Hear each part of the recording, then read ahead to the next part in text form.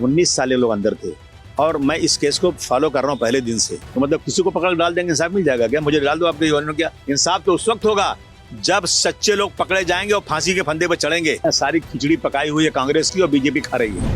महाराष्ट्र सरकार ने train blast के मामले में जिस तरीके से सुप्रीम कोर्ट में याचिका दाखिल की है, उससे ये समझ में आता है कि किस तरीके से सरकार इस पूरे मामले को लेकर गंभीर है।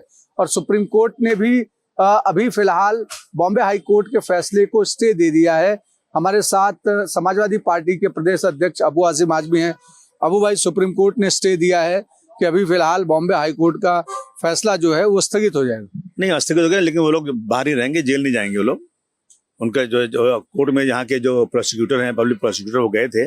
उनका एतराज ये है कि मकोका के खिलाफ जिस तरह से हाई कोर्ट ने टिप्पणी किया हुआ है, तो इसका फायदा लेकर बहुत सारे मकोका के लोग छूट सकते हैं। मैं समझता हूँ कि सांच को आँच क्या है, इस तरह की चीजें। देखिए, 19 साल ये लोग अंदर थे और मैं इस केस को फॉलो कर रहा हूँ पहले दिन से। बेगुनाहों के लिए हम हमेशा खड़े रहते हैं। और इनके साथ में जो ज्यादतियां हुई थी ना, मैं बता नहीं सकता आपको। यानी कुर्ला के अंदर अताउर रहमान, एक बूढ़े आदमी को लाकर नंगा किया गया, उसकी बहू का बुर्का उतार के जूतों से रौंदा गया और उसके बेटे को मारा गया। चिल्लाता रहा वो, बोले तूने क्या क्या किया? बोले जो जो आप कहते मैंने सब किया। लिख लीजिए। अगर इस तरह से किसी की कन्फेशन पर अगर सजा होगी तो मैं समझता हूँ कि फिर इंसाफ तो खत्म हो गया ना। लेकिन आप ये बताइए कि जिनके परिवारों की मौत हुई है उनको भी तो इंसाफ चाहिए। तो मतलब किसी को पकड़ डाल देंगे, इंसाफ मिल जाएगा क्या? मुझे डाल दो आपके युवाओं क्या? आप पुलिस अपनी नाकामी की छुपाने के लिए किसी इंसान, किसी मुसलमान को पकड़ लेगी, कहेगी यही लोग आतंकवादी हैं, तो ये इंसाफ कहाँ हुआ? इंसाफ तो उस वक्त होगा जब सच्चे लोग पकड़े जाएंगे और फांसी के फंदे पर चढ़ेंगे। और मेरी मांग है कि 189 लोग मरे, उनका खून पुकार रहा है।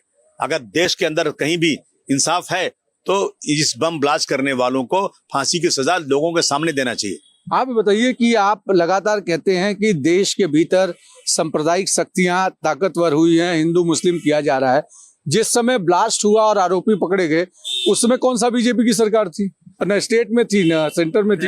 तो मैं कहाँ कह रहा हूँ, ये सारी जो है सारी खिचड़ी पकाई हुई है कांग्रेस की और बीजेपी खा रही है। समझा आपने?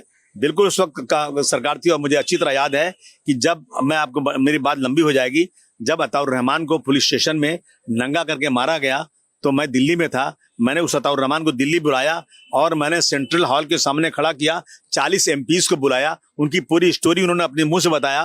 मनमोहन सिंह के ऑफिस में हम लोग घुस गए। मनमोहन सिंह जी ने वहां पर अपने सेक्रेटरी मिस्टर उस्मानी को बुलाया और सारे किस्सा लिखा गया। और फिर वो एमपीज मेरे साथ 4-5 एमपीज यहाँ आए, विलास राव जी से मिले कि ये हुआ, इसकी इंक्वायरी करो। कोई इंक्वायरी नहीं किया कांग्रेस ने, कुछ नहीं हुआ और ये लोग जेल में पड़े रहे। एक सवाल ये है कि नीतीश राणे जो कि महाराष्ट्र सरकार में मंत्री हैं, लगातार बयान देते रहे हैं। अभी उन्होंने भारत एक्सप्रेस से बातचीत के दौरान उन्होंने कहा कि मस्जिदों में अजान जो है वो तो मराठी में होना ही चाहिए, लेकिन मस्जिदों में आतंकवादी गतिविधियां सबसे ज्यादा होती रहती हैं, सबसे पहले वहां जांच होनी चाहिए। ऐसा ना कि मैं उसका जवाब देके उसको बढ़ाना नहीं चाहता हूँ। 19 साल ये लोग अंदर थे और मैं इस केस को फॉलो कर रहा हूँ पहले दिन से। तो मतलब किसी को पकड़ डाल देंगे, इंसाफ मिल जाएगा क्या? मुझे डाल दो आपके युवाओं क्या? इंसाफ तो उस वक्त होगा जब सच्चे लोग पकड़े जाएंगे और फांसी के फंदे पर चढ़ेंगे। सारी खिचड़ी पकाई हुई है कांग्रेस की और बीजेपी खा रही है।